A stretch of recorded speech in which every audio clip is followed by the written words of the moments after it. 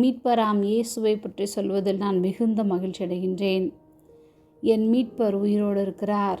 யோபு 19:25. என் மீட்பர் உயிரோடு இருக்கிறார் என்றும் அவர் கடைசி நாளில் பூமியின் மேல் நிற்பார் என்றும் நான் அறிந்திருக்கிறேன். யோபு சாத்தானால் சோதிக்கப்பட்ட போது தன்னுடைய பிள்ளைகளை இழந்தான். தன்னுடைய ஆடு மாடு சொத்துக்கள் எல்லாவற்றையும் இழந்தான். அவன் உடலிலும் கொடிய பருக்களினாலும் அதிகமாய் வேதனைப்பட்டு கொண்டிருந்தான்.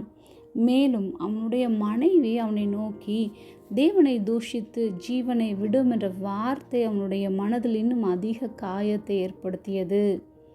எத்தனையோ சோதனைகள், வேதனைகள், பாடுகள், நிந்தைகள், போராட்டங்கள் சிக்கி கொண்டிருந்த அவனுக்கு ஆறுதல் சொல்ல வந்த நண்பர்கள் மேலும் மனதை புண்படுத்தினார்கள். யோபுவுக்கு சந்தோஷமில்லை, சமாதானமும் இல்லை.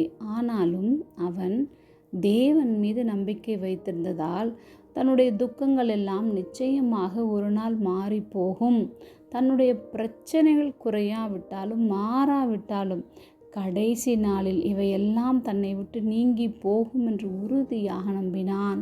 தன்னுடைய மாமிசத்திலிருந்து அவன் யோசிக்கவில்லை. மாறாக தேவனுடைய வார்த்தை அவனுக்குள் உண்டானபடியினால்தான் என் மீட்பர் உயிரோடு இருக்கிறார் என்னும் விசுவாசத்தோடு அவர் கடைசி நாளில் பூமியின் மேல் நிற்பார் என்று முழு நிச்சயமாக நம்பினான்.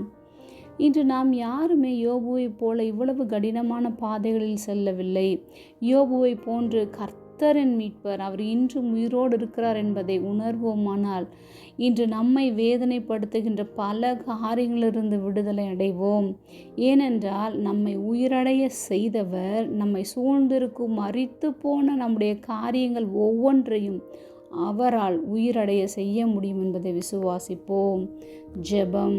அன்பின் பரம தகப்பனே, எப்பொழுதும் எங்களோடு கூட இருக்கிறவராகவே இருக்கிறவரே, நீர் எங்கள் மீட்பர் உயிரோடு இருக்கிறீர் என்பதை நாங்கள் அறிந்திருக்கிறோம். அதற்காக நாங்கள் நன்றி செலுத்துகிறோம். இயேசுவின் நாமத்தில் பிதாவே, ஆமென்.